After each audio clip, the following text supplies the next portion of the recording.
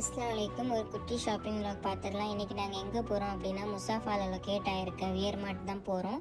டல்மா mall பக்கத்தில் இருக்க இந்த வியர் மார்ட் தான் அபுதாபிலேயே பிக்கஸ்ட் ஸ்டோர்.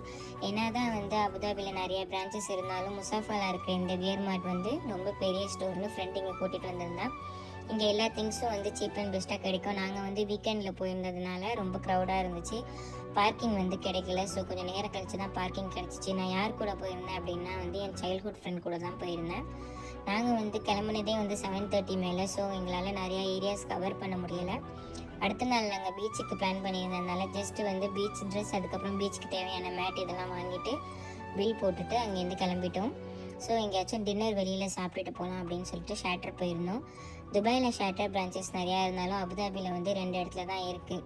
ஸோ இங்கே நாங்கள் எப்போதுமே ஃபிஷ் சார்கோல் தான் சாப்பிடுவோம். அது நல்லாயிருக்கும் அப்படின்னு சொல்லிட்டு என் ஃப்ரெண்டையும் ரெக்கமெண்ட் பண்ணியிருந்தேன். ஸோ அங்கே போய்ட்டு ஆர்டர் பண்ணியிருந்தோம். அங்கே ஆர்டர் வரத்துக்கு லேட் ஆகும்.